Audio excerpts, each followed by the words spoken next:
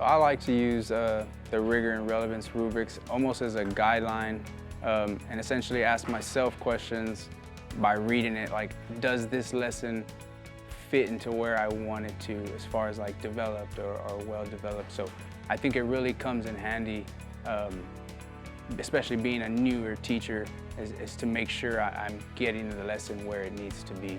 It gives us a guiding place, and it's like a checklist. Okay, this is where we are. What is that very small tweak that we can use and do to actually get one more level over? When we first started hearing the Rigor and Relevance rubrics, a lot of us were kind of like, what is this? What are we talking about? And as we started to see the framework of it and the layout, the categories and what it's talking about, as a fine arts group, we kind of asked ourselves, okay, so where do we fit in this? And this year has really kind of been a year of reflection for us because we have our arts programs. We know our students have to rehearse. So when we are framing our rehearsals, when we're framing our lessons, where are we incorporating these rigor, relevance categories or things that we're helping to make sure that we are getting the most out of our students and they are learning the most possible.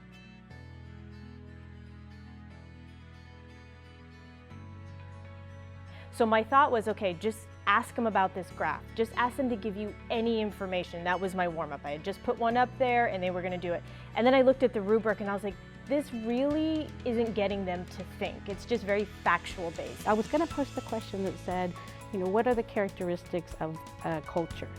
And then when I went back to look at the rubric, I realized that that was just at an emerging level. That was just gonna give the kids an opportunity to kind of list out the content that I had learned, but it wasn't going to give them that extra step. So just by looking at the rubric, I was able just to add a little bit to that bell ringer question, and it changed from the first question I was going to put, and it changed to what is culture and how does that look like in your life? And so I was able to increase the rigor, but at the same time increase the relevance.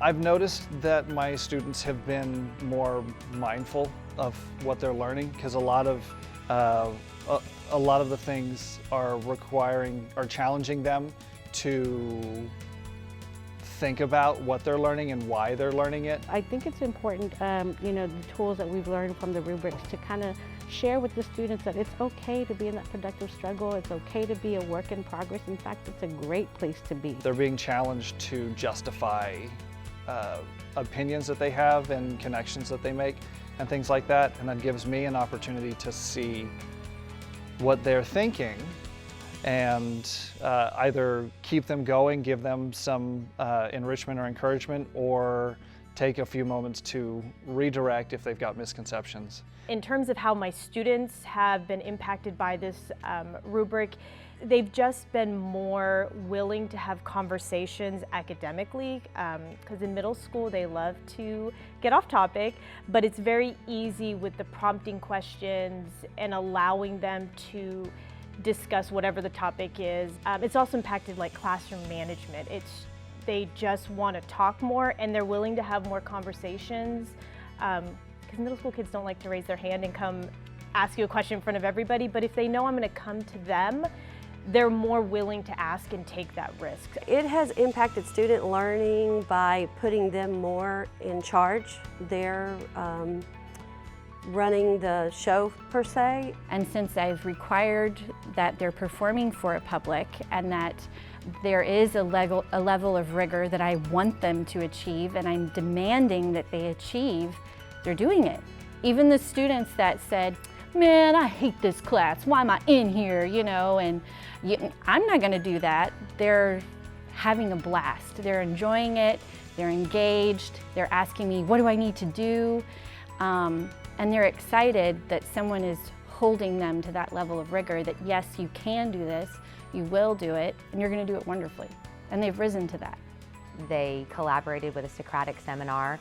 It was very powerful. They were asking the questions. It was crazy to see when you push your students what they can actually do